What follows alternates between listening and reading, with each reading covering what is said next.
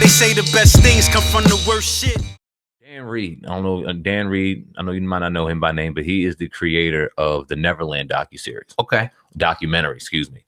Now, he explained that there's a version of the docuseries that ran for 5 hours and included interviews with many people connected to Michael Jackson in 2005's trial, including the LAPD and Santa Barbara Sheriff's Department, who conducted investigations as well as the main prosecutors and deputy DA. Now, those clips did not make it onto the final cut of the docuseries, but Reed said that he's interested in making a sequel to the Leaving Neverland revolving around Michael Jackson's 2005 case. Now, here's the details on this, and I want to put this in because it's interesting. The film I would really like to make following this one is the trial of Michael Jackson. I could only do it if the victim and his family participate.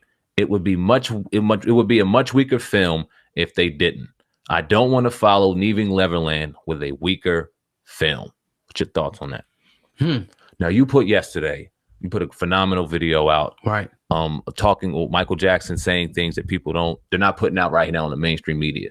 And he's talked about this, how they violated him. We've talked about this on the podcast, and we don't see a lot of support. Yeah. And now we see that there may be some more coming out on Michael Jackson because maybe this didn't do enough damage. So I know we talk about it ad nauseum, but I just kind of wanted to throw support to the situation. Yeah, well, his family's fighting. I mean, you seen Twitter behind the scenes. They're putting up. That's why they need to actually come here onto the podcast. Facts. And, and sit down and really let's get through this information together and put it out to the masses, because it's just like you're not going to win the battle on Twitter, but if you come onto a platform like this, we can get it out for you. But it's just like the Michael Jackson situation, man.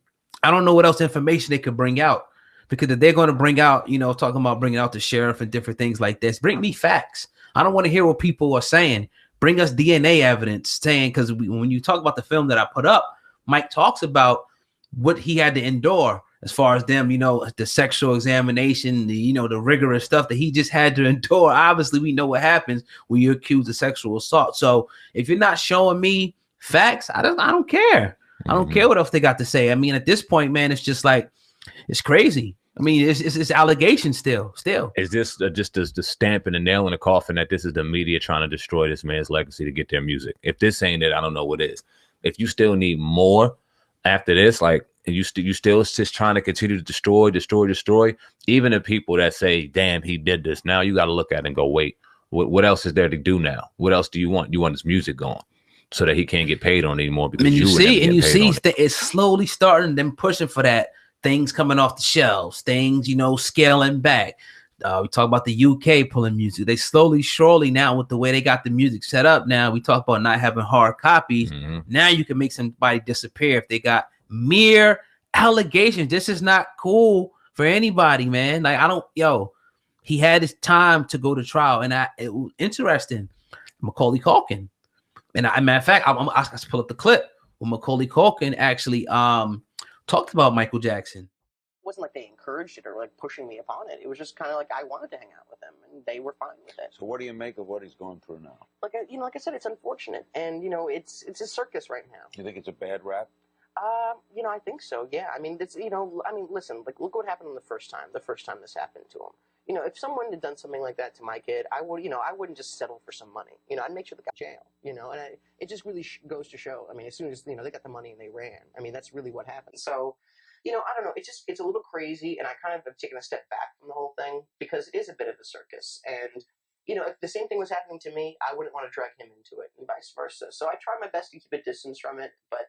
Like I said, it's still a friend of mine. A character witness, would you appear? I guess so, but I probably not. I mean, like I said, it's crazy, and I don't really want to be a part of it. Real good points. But Sam, man, probably your first time hearing that. I actually listened to this video yesterday. What do you think about Macaulay Culkin, and what we just talked about with the Michael Jackson situation? I heard little clips of that throughout the time. Little thing. I never heard that in its entirety that way. Right. Little things trigger things that he really said that kind of sticks out to me. First off, the way he said that Michael Jackson didn't communicate well for people to understand. Well, we know how any little thing that you say, we know motherfuckers will run with that shit and take it somewhere completely left. And that's not even the mainstream media. That's simply comments in the comment section. So if somebody asks him, do these kids sleep in the bed with you? You go, yeah, they in my room all the time. Not realizing it's the size of a fucking hotel, Mike. Right. And you're not explaining that, Mike. Yeah, that looks crazy to people. Okay, yeah, that makes sense. Macaulay Culkin shed some light on that. Another thing he said was, I forgot something he said that really kind of stood out in my head, but little things that he said just made real sense that no, there wasn't nothing. It wasn't anything going on. And Mike was genuinely just liking to be around. And Michael talked about it often, why he liked to be around kids. He didn't consider himself a god, but he considered himself godlike. And God said, I forgot what the fuck he said, but being amongst the children. Right. So, I mean, I think that people are really just trying to destroy him, one, because they don't understand him, two, because of what he owns and what he had. Yeah, and it's just like, again, when you build propaganda up, when you get a media machine like HBO, Sundance, and you put a good documentary together, and you got the power of social media, people can now start believing, that this is absolutely real. It's a guy named Taj Jackson. I'm sure you understand who he is. He's been, fighting. If you see this, Taj, we would love to have you on the podcast to talk about this. We see you hitting a lot of media outlets, and I see one of his videos in the YouTube suggestion right after that video, and I'm just like, it'll be great if you came into this podcast, because we do actually reach a lot of people if you want to get your message out. But I'm glad that the family's still fighting, for him. As far as that second Leaving Neverland, obviously we talked about the numbers on HBO being about close to about 2 million probably by now, kind of being dismal. So now they're trying to continue. This wasn't enough. Let's try to continue to tear this man down. Remember, facts versus allegations. You got facts versus allegations on the table. Exactly. And not going to do this ad nauseum. We're not going to, but when we start seeing trends when they're trying to take away a man's music and legacy, like, let's really think about that and really dive into that.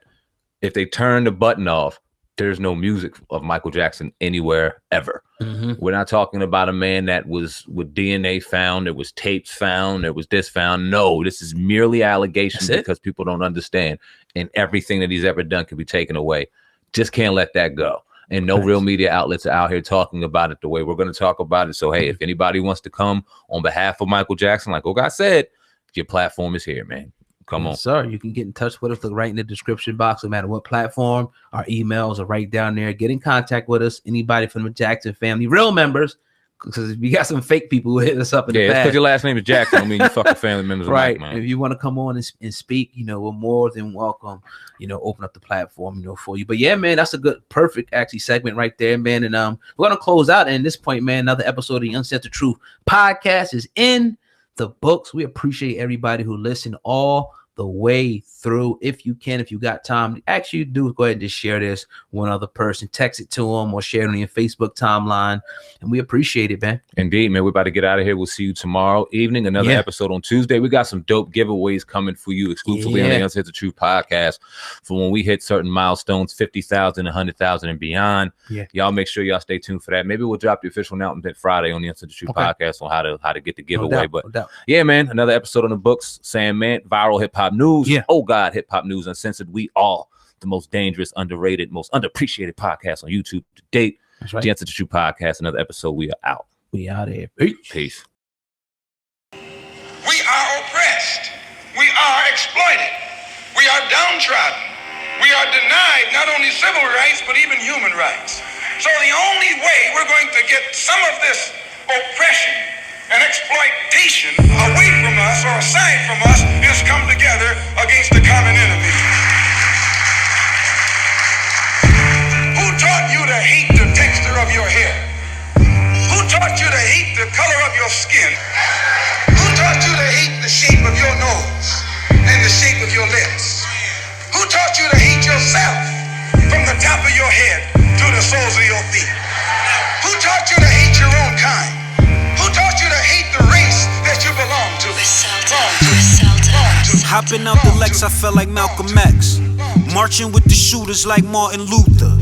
40 cal SK or the fucking Ruger. Don't ever question if I got the heart to shoot. As we walk, we must make the pledge that we shall always march ahead. We cannot turn back. They say the best things come from the worst shit. This all facts, this ain't no verse shit. I done fought the state on some verse shit. Feeling like Franklin the day he touched his first brick. First trip, I did 95 all night. The Chuck Taylor Converse off-white. The laser at your eyes if it's on sight. Gray solar red with the orange stripe. When I brought the Lex, I felt like